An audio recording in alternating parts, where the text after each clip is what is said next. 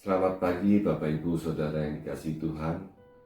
Senang menjumpai Bapak Ibu Saudara dalam sapaan gembala dan renungan harian GKI Cikarang dengan tema Kuasa Perkataan.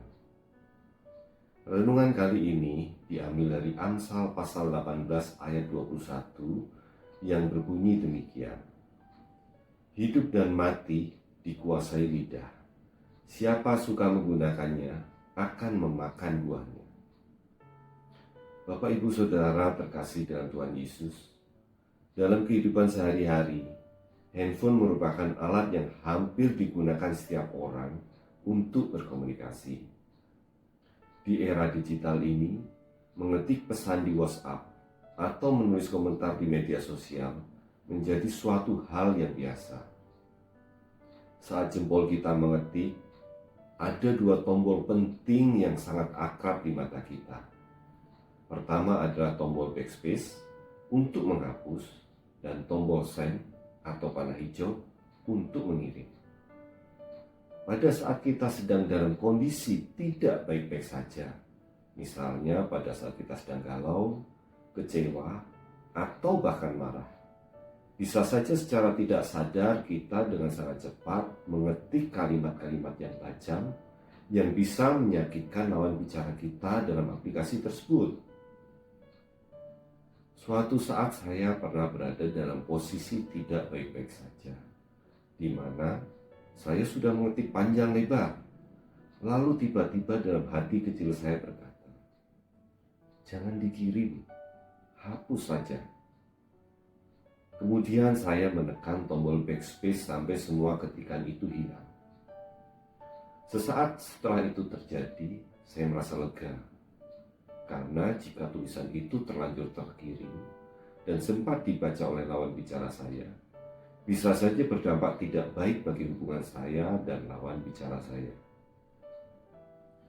Bapak Ibu Saudara, dalam kehidupan nyata, saat kita berbicara langsung, mulut kita tidak punya tombol backspace.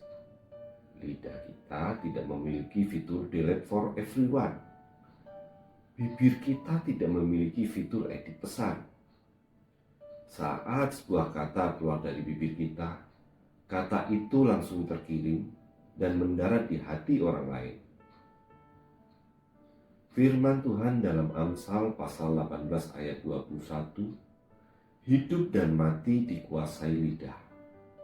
Kata-kata dari lidah kita memiliki daya yang berdampak.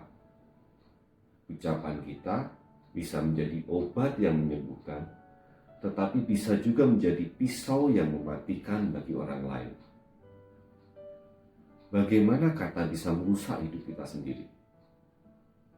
Ketika kita memilih untuk terus menggunakan atau mengulang-ulang keluhan, gosip, atau sumpah serapah, kita sebenarnya sedang menekan tombol send untuk hal yang tidak baik ke dalam hidup kita sendiri.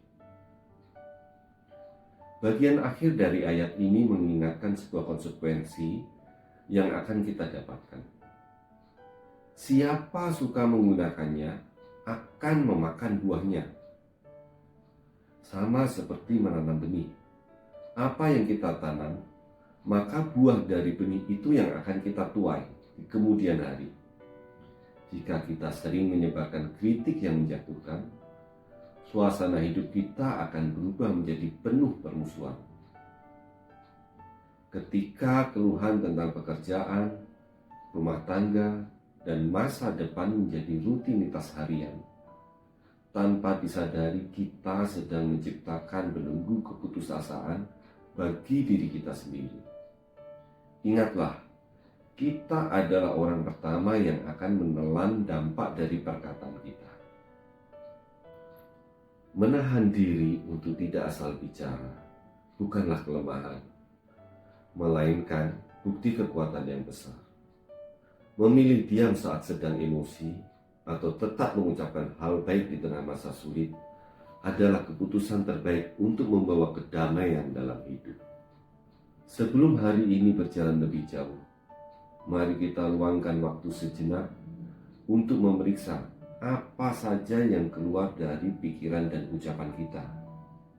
apa yang paling sering kita ucapkan akhir-akhir ini? Apakah kata-kata yang membangun? Atau justru keluhan yang meruntuhkan? Mari kita tanyakan pada diri sendiri. Apakah selama ini ucapan kita lebih sering membawa kedamaian dan semangat? Atau justru memicu konflik dan luka bagi orang lain?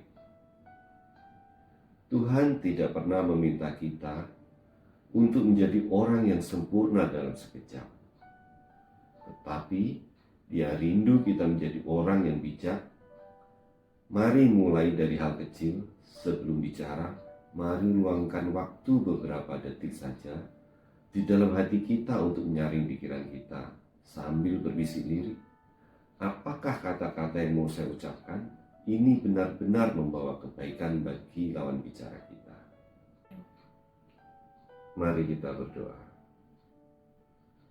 Bapa yang Maha Baik, terima kasih untuk firman Tuhan yang mengingatkan kami bagaimana menjalani hidup hari ini.